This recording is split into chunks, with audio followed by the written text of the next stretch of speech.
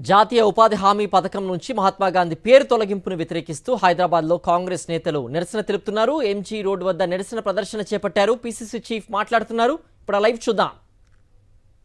ప్రజానికానికి కనీసం 100 రోజులు పని దినాలు ఇవ్వాలని, తద్వారా కడుపు నిండా భోజనం పెట్టాలని, వారి భోజనమే కట్టడమే కాకుండా నదులు, కాలువలు, కెనాల్స్ నిర్మాణం ఈ దశగా జరగాలని ఒక మహత్తర కార్యక్రమానికి రూపకల్పన చేస్తే దురదృష్టవశాత్తు 2014లో అధికారంలోకి వచ్చిన మోడీ ప్రభుత్వం మన్రేగాకి నిధులు కోత పెడుతూ పోయింది.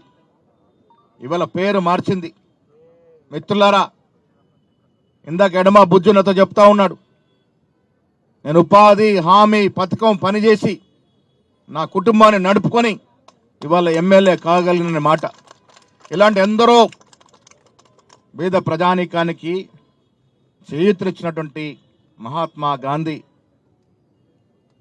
నేషనల్ రూరల్ ఎంప్లాయ్మెంట్ గ్యారంటీ యాక్ట్ని ఇలా తూట్లు ముడుస్తూ అప్రజాస్వామికంగా దీని పేరు మార్చడం అనేది దేశ ప్రజలు జీర్ణించుకోలేకపోతా ఉన్నారు. మోడీ, అమిత్ షా ఎన్ని కుతంత్రాలు చేసినా, ఎన్ని ప్రయత్నాలు చేసినా మహాత్మా గాంధీ పేరుని మన హృదయాల నుంచి ఎవరు కూడా చెరపలేరు.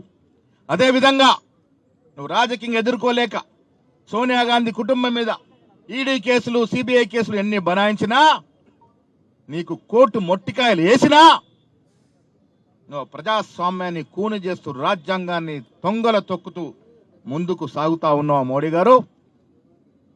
ఇలా నెహ్రూ అనే వ్యక్తి దేశ విదేశాలకు విజనరీ లీడర్గా గౌరవించడం నెహ్రూ గారి యొక్క లెగసీని మరిపించే విధంగా ప్రయత్నాలు జరుగుతూ ఉన్నాయి. మహాత్మా గాంధీ, నెహ్రూని మరిపించే ప్రయత్నాలు జరుగుతూ ఉన్నాయి. ఈ దేశ చరిత్రని తిరగరాసే ప్రయత్నాలు జరుగుతూ ఉన్నాయి. రాజ్యాంగాన్ని సమూలంగా మార్చే ప్రయత్నాలు జరుగుతూ ఉన్నాయి.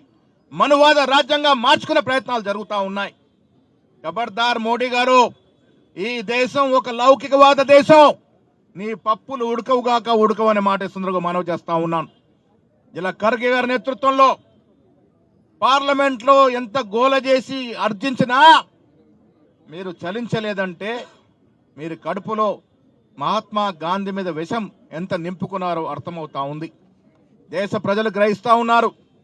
అన్నీ కలిపి ఒకేసారి మూల్యం చెల్లిస్తారు. వచ్చే రోజుల్లో మీ పతనము తప్పదు.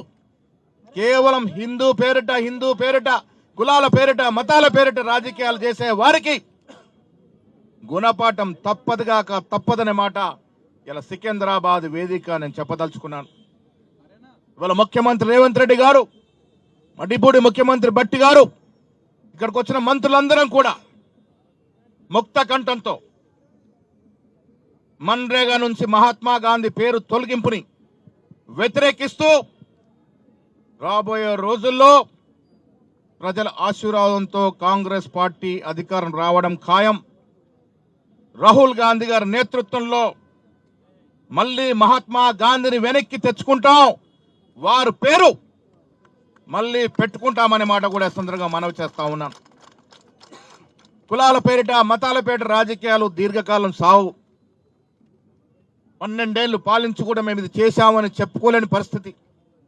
కిషన్ రెడ్డి గారి నియోజకవర్గంలో డిపాజిట్ పోయిన పరిస్థితి.